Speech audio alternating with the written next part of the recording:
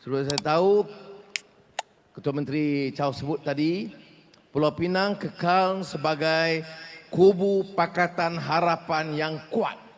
Dan tanggungjawab kita pertahankan kubu ini dan pastikan semua kawasan parlimen yang ditandingkan itu dimenangi oleh Pakatan Harapan dengan bergaya pada kali ini. Dan saya ucap terima kasih juga kepada Ketua Menteri kerana memang dalam beberapa minggu yang lalu ini memang ada pergelutan sedikit kerana ahli Dewan Undangan Negeri Pulau Pinang merasakan harus disegerakan pilihan raya.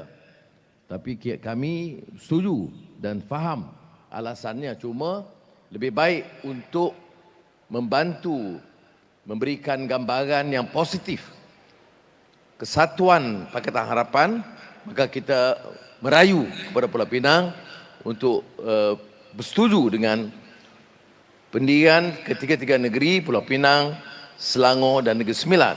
Alasannya apa? Kita mahu kerajaan-kerajaan negeri ini tumpu sepenuhnya perhatian bagi menangani permasalahan banjir. Rakyat susah dan setiap kali banjir berlaku, yang paling susah adalah yang paling miskin. Ya. Kalau di bandar, maka dia urban poor. Kalau di desa, kemudahan asas yang menyebabkan kesusahan. Maka kerajaan negeri, Ketua Menteri dan kerajaan negeri, kita minta supaya beri perhatian kepada ini dan fikir soal pilihan raya kemudian. Itulah sebab mengapa kita ambil pendirian yang tegas begitu rupa. Dan saya ucap terima kasih sekali lagi kepada Ketua Menteri Chow dan kerajaan negeri kerana bersetuju dengan pandangan yang kami kemukakan. Saudara, sebab apa kita adakan majlis malam ini dan mau ada perubahan di negara kita. Kita tuntut perubahan itu bukan sekadar mengganti Perdana Menteri atau menteri-menteri. Tetapi tujuan kita ialah memastikan ada perubahan yang bermakna. Saya dengar tadi ucapan Ketua Menteri yang menjelaskan di antara lain isu-isu yang menekan rakyat dan memberikan imej yang sangat negatif terhadap negara. Seluruh dunia kenal Malaysia pertama 1MDB. Dan ini tidak membantu keyakinan pelabur mengangkat semula negara sebagai satu kekuatan ekonomi yang pernah kita catat sebagainya dulu. Kalau ekonomi itu merosot, pengangguran bertambah. Kegiatan ekonomi terbantut. Baik hotel, baik restoran. Kemudian sekarang ini pula dengan kos sara hidup yang meningkat, yang lebih susah ialah kelas menengah dan terutamanya B40 yang sekarang jadi B60. Jadi bagi kita politik ini is not about concept of the rich and the powerful to secure power at all cost. Tapi politik dan pilihan raya ini adalah gelanggang untuk rakyat bangkit lawan kezaliman dan penipuan dan penindasan. Sekarang ini bukan soal calon, bukan soal kerajaan negeri atau kerajaan persekutuan yang ada. Keputusan itu di tangan rakyat. Apakah kita mahu negara ini terkenal dengan kleptokrat, rompakan, sebut saja agensi. Tentera Laut, masalah LCS. Sebelumnya kapal selam.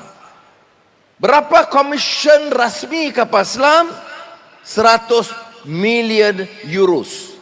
Siapa jawab, siapa sebut begitu? Komisen kerajaan di parlimen. Saya masih ingat saya tanya, jawapannya 100 million euros commission. Kepada syarikat siapa? Syarikat Razak Baginda.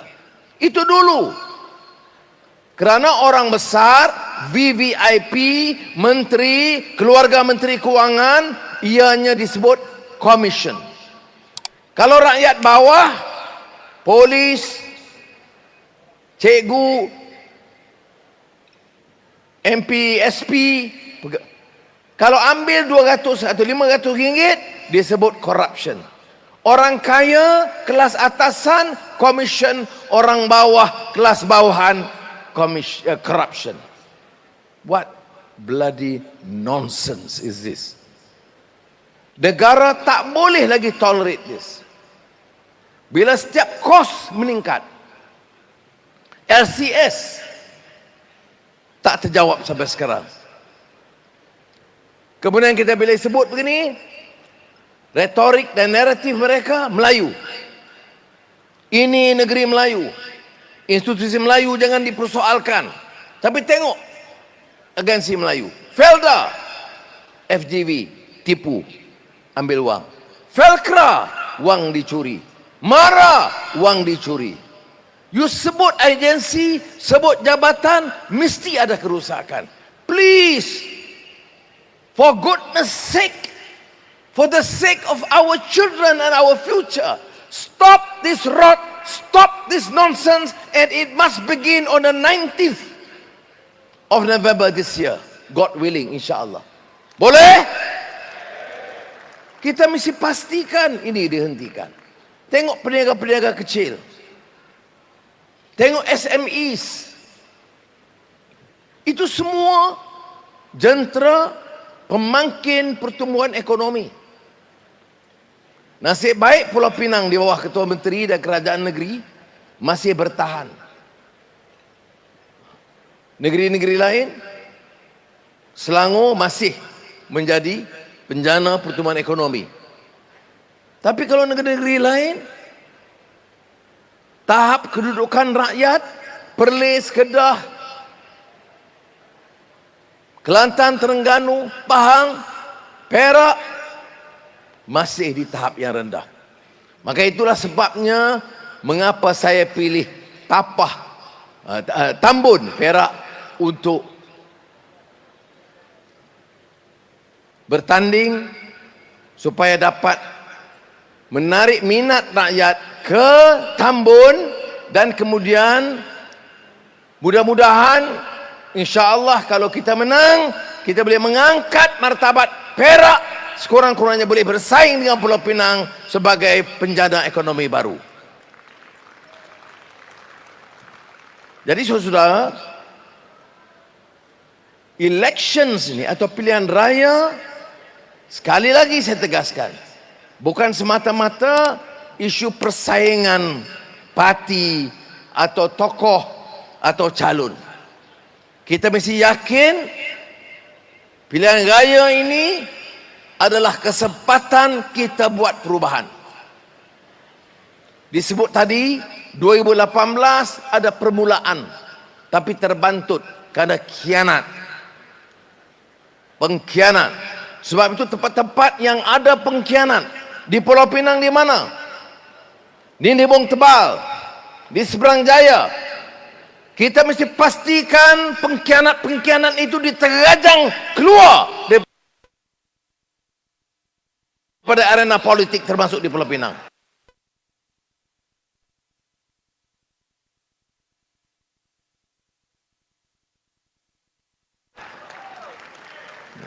Khianat kepada amanah rakyat.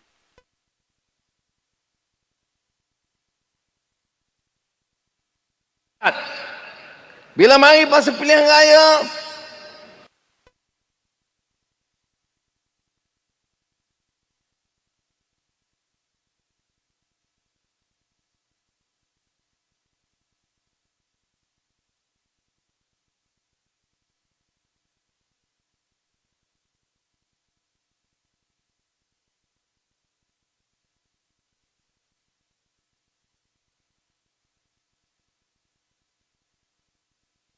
hidup Pakatan Harapan, hidup keadilan. Bila dah menang, fikir perut sendiri, fikir jawatan dan wang ringgit. Jadi saudara, mesti ada sikap yang sedemikian. Jangan mudah lupa kenyataan ini. Rakyat telah bangkit 2018. Bagi mandat tetapi dikhianati. Kalau setelah diambil oleh Barisan Nasional dan Perikatan Nasional, Mahyudin Yassin dan Ismail Sabri, mereka ambil alih, ekonomi lebih baik, harga barang lebih rendah. Saya hormat, walaupun saya ketua pembangkang, tetapi mereka ambil alih. Dia ambil alih. Dulu bapak koruptor, ganti koruptor baru. Dulu bagi kepada bini, sekarang bagi kepada anak, lepas itu bagi kepada menantu. Apa nak jadi kepada negara kita?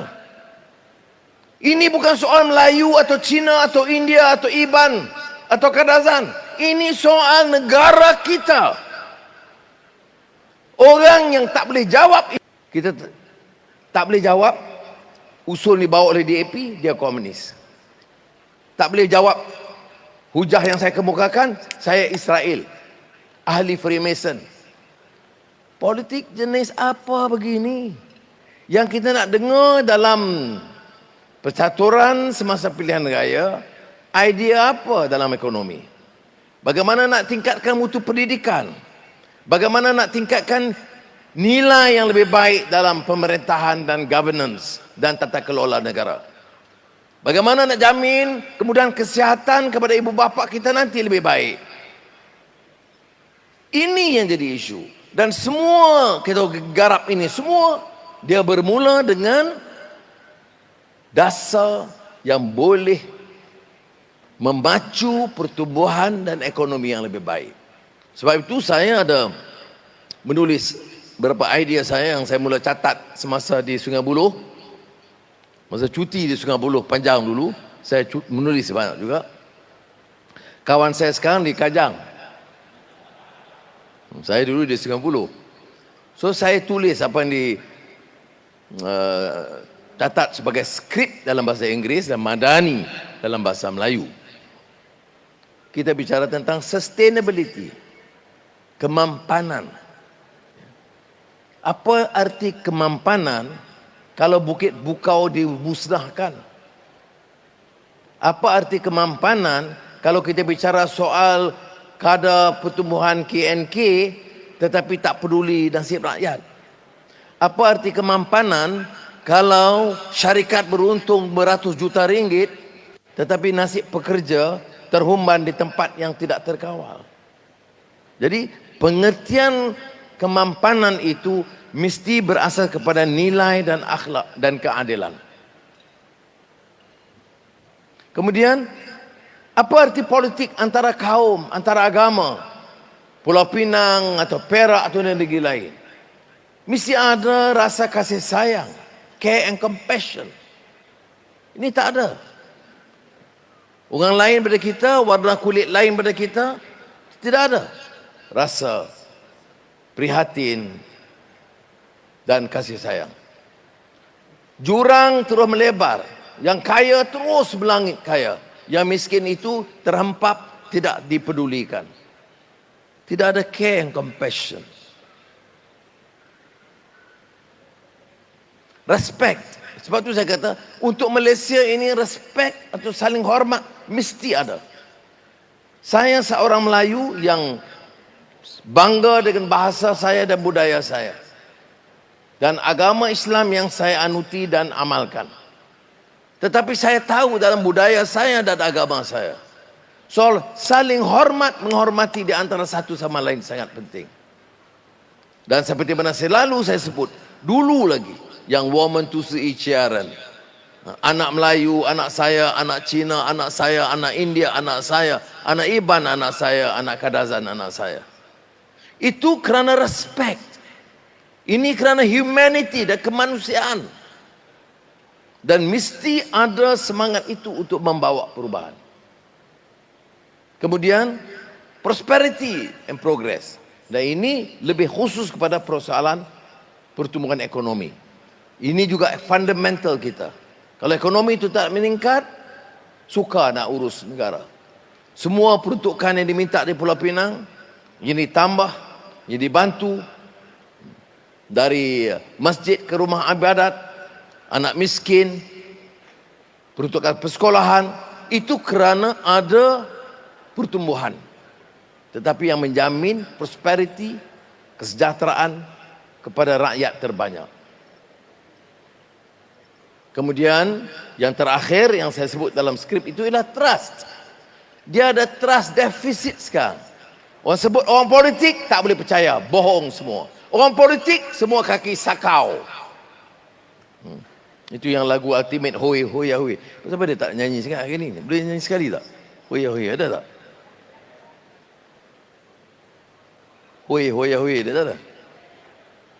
Ada. Sebab lagu ini apa dia kata?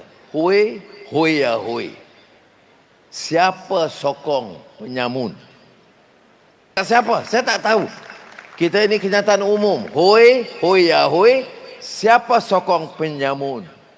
Dan minta kita supaya bangkit dan bangun daripada yang lama mengelamun. Tak tahu yang mana benar, yang mana palsu, yang mana rasuah tak rasuah, dapat RM200 terus diundi. Itu mengelamun namanya. Duit kau aku semua dia sapu. Hoi Hoi ya Hoi. Ini sebenarnya lagu dari filem Piramli dulu. Tahu?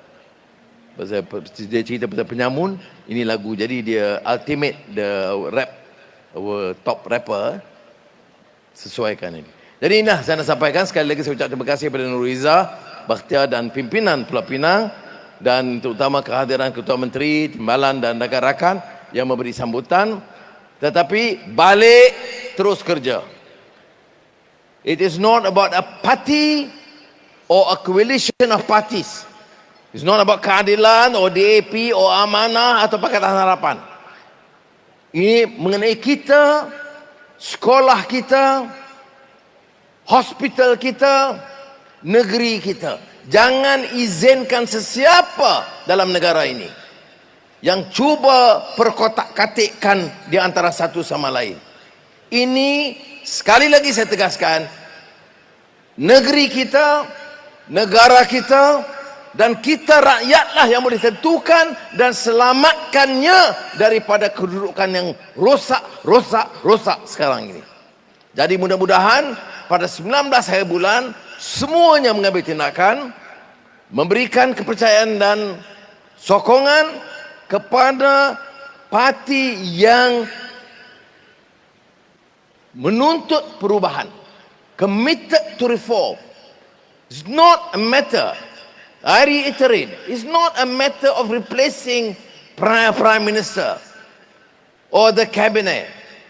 It's not a matter of changing parties, but it's a matter of changing course, saving this nation,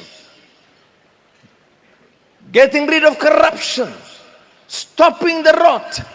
We cannot do it unless we do it all together, as we have done in Penang so convincingly since 2008.